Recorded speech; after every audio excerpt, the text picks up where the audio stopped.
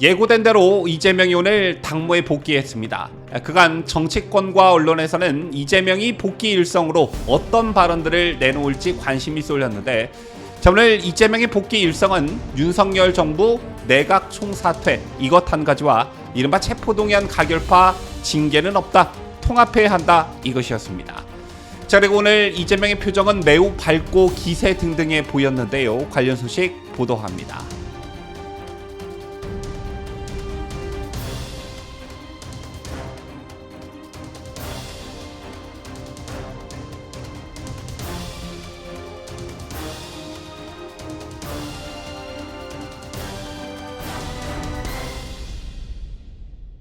시청자 여러분 안녕하십니까? 뉴스데일리 베스트 민해커입니다.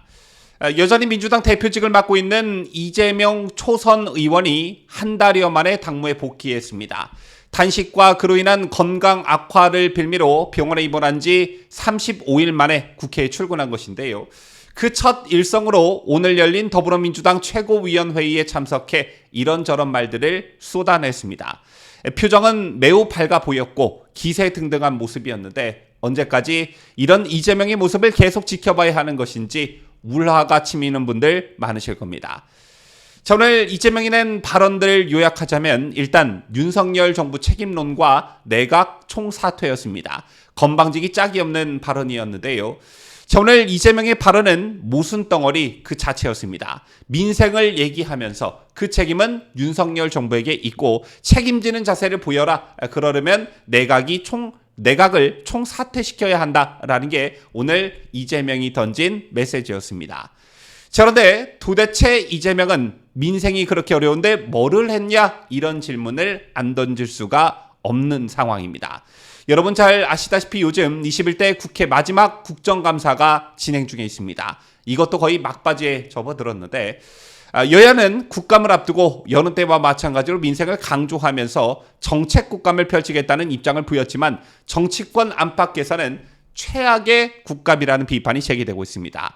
이런 비판이 나오는 배경엔 제1야당인 더불어민주당이 총선 공천을 위한 현역 의원 의정활동평가에서 이번 국감 기간을 제외했기 때문이라는 분석이 나오고 있습니다. 국감 때면 올해 야당 소속 국감 스타가 서너 명씩 등장했지만 올해는 전무한 실정이라는 지적이 나오고 있는 것인데요. 자, 올해는 유독 야당 의원들의 열의가 없어 보이고 실제 자료 요구도 상대적으로 적었을 뿐만 아니라 국감 날에 오후가 되면 절반 가까이 자리를 떴기 때문에 의원석이 많이 비어있는 그런 모습도 많이 발견할 수가 있었습니다. 이런 배경엔 민주당 의원들이 국감에서 실적을 내는 것보다는 이재명에 대한 충성심이 더 중요한 평가 기준으로 여기고 있기 때문이 아니겠느냐라는 것인데요. 따라서 사정이 이렇다 보니 대안을 제시하는 정책 국감은 실종됐고 곳곳에선 고성과 삿대질 등 볼썽사나운 장면이 난무한 정쟁 국감 내지 이게 아니라면 그냥 국감 흉내만 내는 현상이 여러 곳에서 연출이 됐다는 것입니다. 자, 심지어는 이런 민주당의 방침에 따라 대부분의 민주당 의원들은 국정감사 보좌 인력을 대폭 줄인 것으로도 알려집니다. 실제 민주당의 한 의원은 9명의 보좌진 중 2명만 국감에 투입하고 나머지는 전부 지역구에 보냈다고도 하는데요. 이런 배경엔 이재명의 단식도 크게 작용했다고 볼 수 있습니다. 지난 8월에는 후쿠시마 오염수 방류를 저지하기 위한 시위에 참석하느라 국감을 준비할 시간이 없었고 8월 30일부터는 단식에 돌입했기 때문에 국감에 대비하지 못했다는 것입니다. 그리고 당대표인 이재명 본인부터가 국감에 단 한 차례도 참석하지 않았습니다. 심지어 지난 13일 열릴 예정이었던 공직선거법 위반 재판에는 국감 출석을 핑계로 불출석했지만 정작 국감장에는 단식으로 인한 건강 악화를 이유로 모습을 드러내지 않았었지요. 자, 그래놓고 민생 운운하면서 복귀하자마자 민생 운운하면서 내각 총사퇴를 주장하고 있으니 이 얼마나 파렴치한이라고 할 수 있겠습니까? 자, 그리고 그 다음 오늘 이재명은 내각 총사퇴를 요구하면서 여야정 3자 회동을 제안하기도 했습니다. 윤 대통령과 김기현 국민의힘 대표 그리고 제1야당 대표인 자신이 모여 민생을 논의하자는 건데요. 자, 이건 김기현 국민의힘 대표가 제안했던 여야 대표 회동에 따른 역제안인 셈이지요. 하지만 아무리 강서보선 패배로 윤 대통령이 반선과 소통이라는 키워드를 꺼내 들었다고는 하지만 이 같은 이재명의 제안을 받아들일 리는 만무합니다. 왜냐? 그간 윤석열 대통령이 이재명을 만나지 않은 건 다름 아닌 이재명이 가지고 있는 사법 리스크 때문이었습니다. 그런데 그때나 지금이나 전혀 상황이 바뀐 게 없다라는 것이죠. 따라서 이재명이 말하는 여야정 3자 회동이 성사되기 위해선 윤석열 대통령 스스로 내세웠던 명분을 허물어야 하는데 원칙주의자인 윤 대통령이 자신이 내세웠던 명분을 스스로 걷어들이고 이 제안을 받아들일 리 만무합니다. 그리고 이런 제안의 속셈 중 하나가 자신의 카운터 파트너인 김기현 대표에 대한 어떤 무시 전략도 있다 이렇게 보여지는데요. 아무리 이재명 지가 대선 후보였다고는 하지만 현실은 온갖 사법 리스크에 시달리고 있는 예비 범죄자에다가 임기 2년짜리 초선 의원 출신 당대표일 뿐입니다. 따라서 넌 볼 걸 넌 봐라. 너 자신을 알라. 이 말 꼭 전해주고 싶고 자 그리고 마지막 이재명이 당무에 복귀하면서 이른바 체포동의안 가결파에 대한 징계에 대해 어떤 입장을 내놓을지 이것도 주요 관심사 중 하나였습니다. 자, 이것과 관련해 이재명은 오늘 체포동의안 처리 과정의 일로 더 이상 왈가왈부하지 않기를 바란다면서 단합을 강조했습니다. 아시다시피 현재 개딸을 비롯한 민주당원들은 민주당 국민청원센터에 이상민, 설훈, 조홍천, 김종민, 이원욱 의원 등 5인을 대상으로 한 징계 청원을 올린 상태입니다.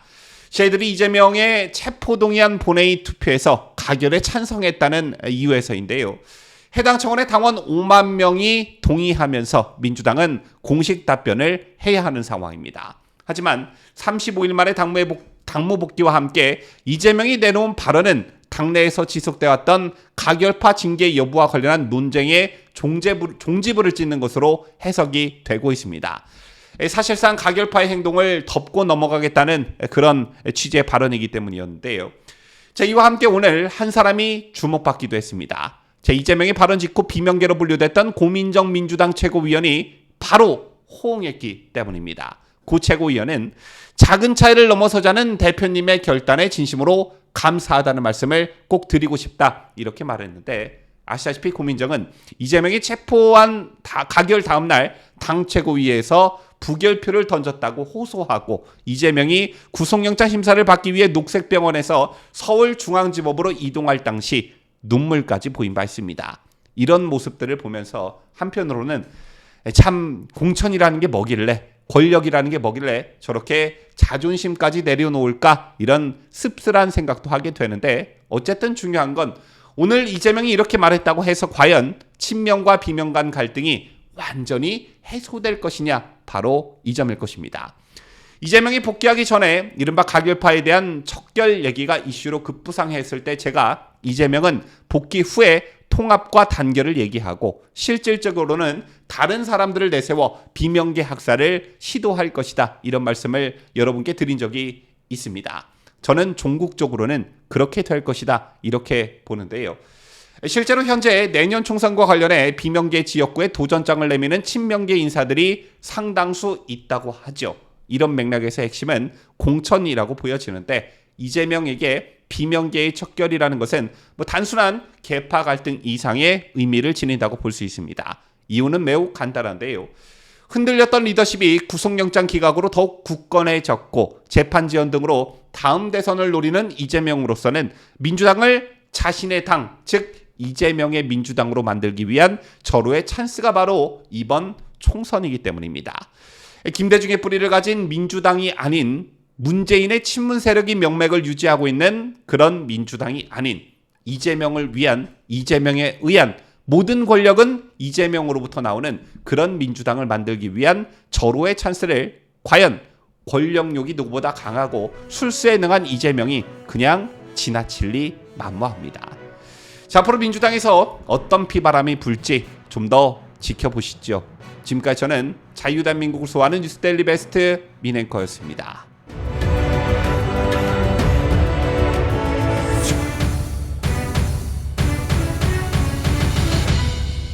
함께해요. 뉴스데일리 베스트.